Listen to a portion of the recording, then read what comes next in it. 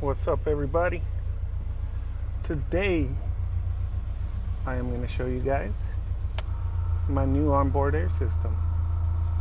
Well, not new, but I made it pretty much. I used a Sanden 508 air compressor or air AC compressor. There we go. So as you see, this thing is idling still. I got a 2.5 gallon air tank, and bam, should be stopping soon. So from what I've timed, it fills up in less than 30 seconds. So let me actually shut this off so you could hear me better. There we go. Now this is actually my air pump. I don't know if a lot of you are familiar with onboard air systems. Of course, they got external ones. I would call it external because it's just a separate unit you mount either under the cab, behind your seat, anywhere on the vehicle. But my truck didn't come with an AC system, so why not take advantage of that? I found this unit. It's a Sanden 508 air compressor. I found it in the junkyard last year, and I had to do a little bit of research. I removed everything I needed. That's not good. Got oil somewhere. But AC bracket, obviously, to adjust it, tension on the belt. Then I took everything that I needed. So the mounts, the brackets for this, they're different than the factory Mitsubishi style mounts. But I'll start from the beginning. This whole unit, you have to take it apart completely, clean it up as well as you can. I used a brake cleaner on the interior, take out every little bearing, everything you can pretty much. Then, once you've cleaned it all out and let it dry, you grease the hell out of it. I think I took a few pictures. I'm gonna see if I could post them up. But so basically, these air conditioning units, compressors, they are the Sanden style. It's pretty much like a mini little engine. It has 5 small pistons to compress the fluid, have it go through the system and everything. So one side sucks it in, the other side pushes it out. So you do have to tap a few holes, or I think in this one it was two holes, in order to keep all the grease you put in there from crossing over to the clean air side. And it's actually a pretty simple setup, very effective, and I like it. So me being cheap as I am, I used whatever piece I can from the units. So these connectors are the factory style connectors. So you can see right here. This one, I just found a filter to mount up to it. I actually found a different one which will be better. And on this side, I cut off the crimped piece that they use for the AC line, and I added this rubber hose and just clamped it under, as you can see. So from there, it goes through there. There's a hole down here, flows all the way across, comes back over here. Now right there, that is the oil air separator, oil, water, whatever. So in case there's any grease, oil, or condensed air that will turn into water droplets, that was separated. So here is my check valve. This keeps any pressurized air from here over from going back to the compressor and damaging it. You don't want that. So people mount them different locations. I've seen people use multiple ones, like one here and one at the tank to separate everything. But I only did this one. This is the pressure relief valve. In case this pressure sensor ever goes off. This is for 140 psi max, or if I won't, that's what the ring is for. I release whatever pressure I want. As you can see, I could release with the air pressure. This is for the gauge, the one you just saw mounted inside the cab. And this is the on and off switch, pretty much. The sensor for turns off at 120 psi, turns back on at 90. Now from there, it's pretty straightforward. This line goes all the way back to the air tank, which I'll show you. You could see I routed it through there just because I wanted to be cool. It goes through here, and the tank is actually under my bed. So right here, the line goes, and as you can see, connects to the tank right here. 2.5 gallon air tank. This is also a release, just in case when these things get cold, the pressurized air is usually hot. So when it cools down, sometimes there's water condensation in there. This is to release all that. And yes, I know it's above my muffler, but it works. So from here, the only other thing I have is over here where it tees off. I guess you could say it tees off, L's off, whatever you want to call it. So this line right here goes to the back, so I could use the airline, and this one goes back toward the front. Now, one thing I did want to show you guys is how I mounted this. My truck was on, so since my truck was on, I'm avoiding these pipes.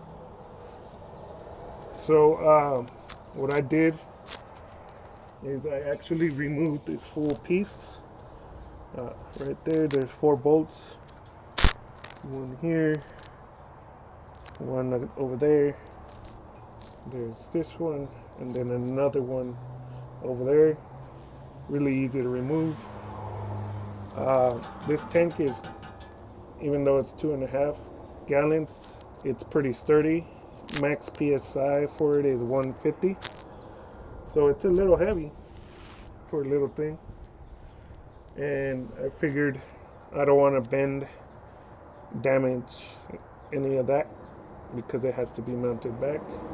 And as I'm driving, obviously the vehicle moves up and down. I didn't want this to get damaged in any way. So I bought this 1/16 piece of sheet metal. I have a tool which is kind of like a rivet gun, but it lets you let me see if you guys can see. I don't think so, but it actually allows you to, instead of just rivets, it lets you put I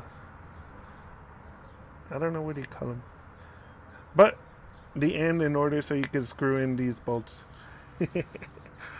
Yeah, I don't know what you would call them. So I'll show you the tool in a bit, but once I I measured everything out. Obviously, you could see all my markings.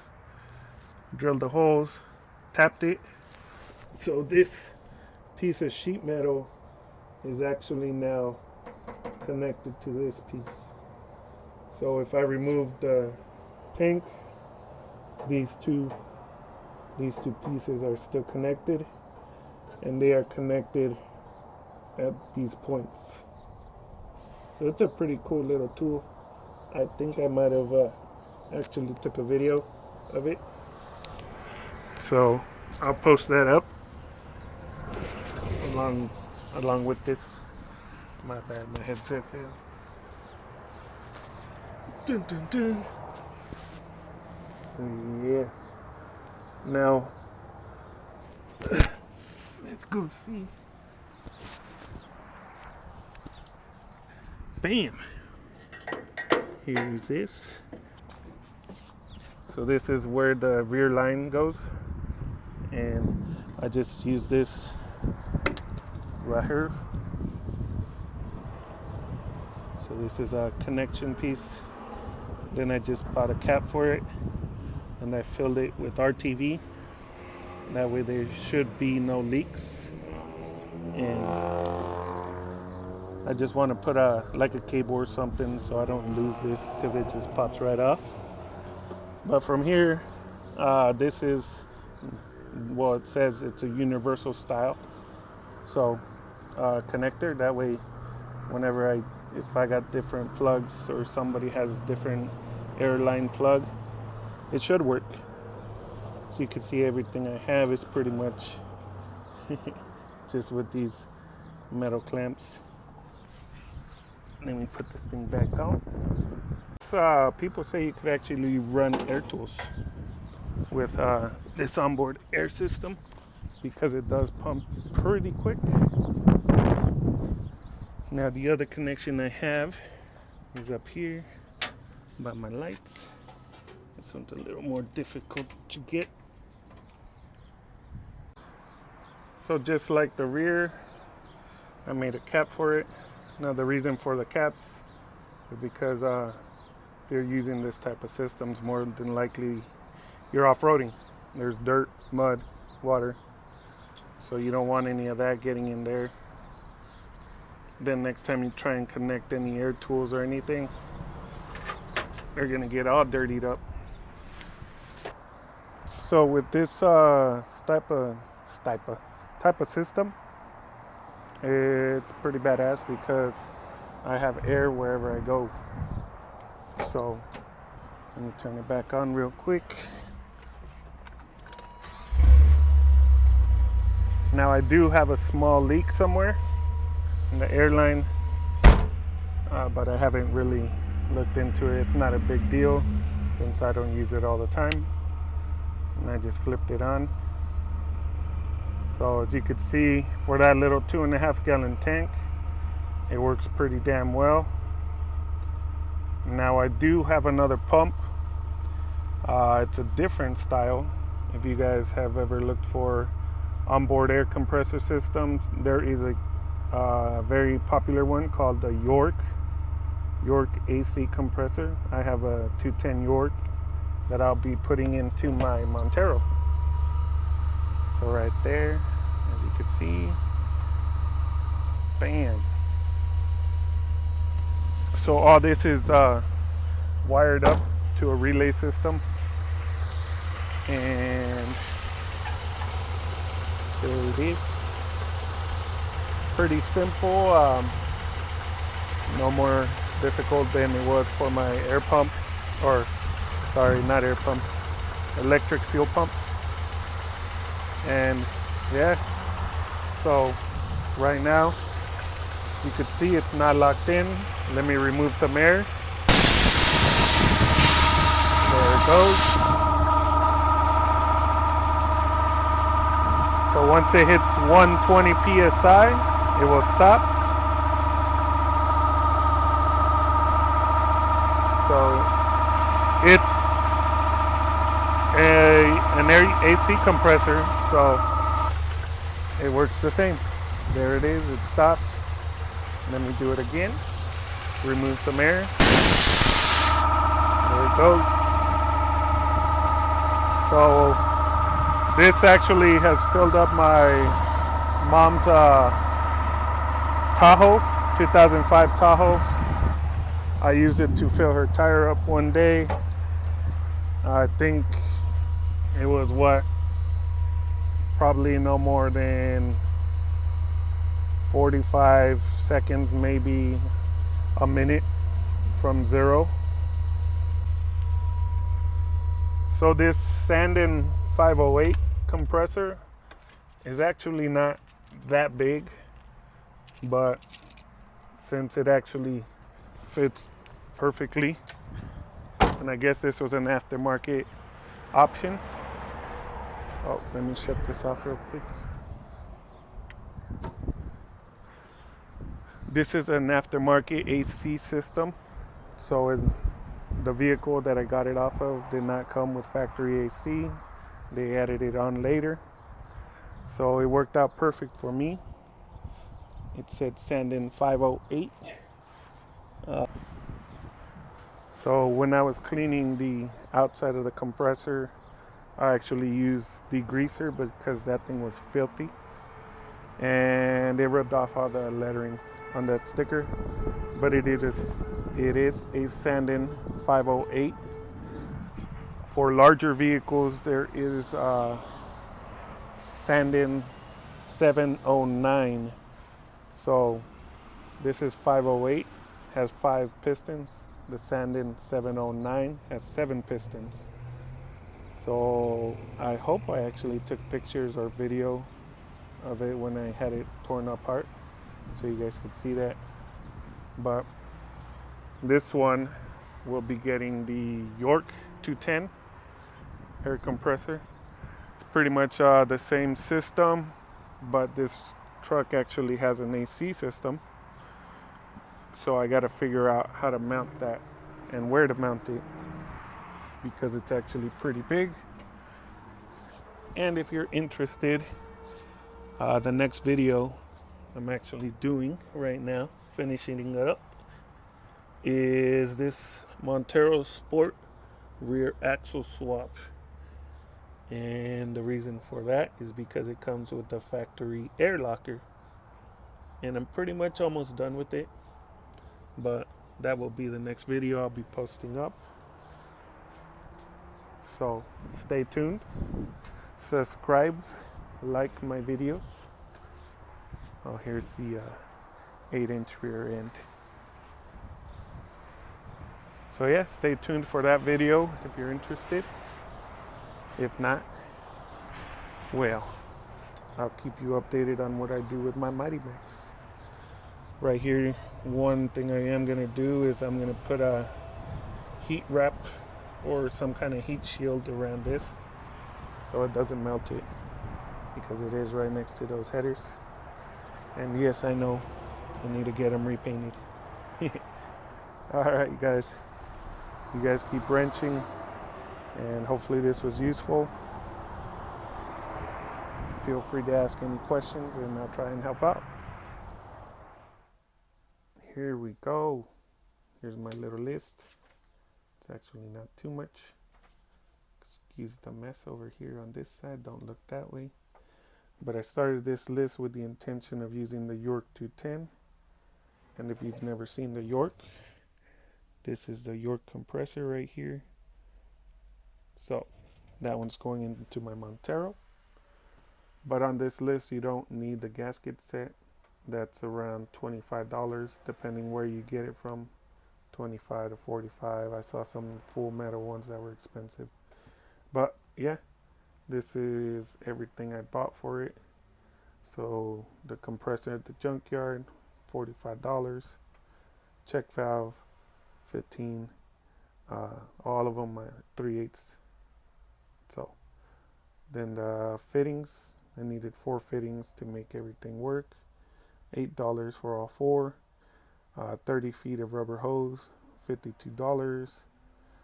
The metal air filter on the intake side, and that was $7.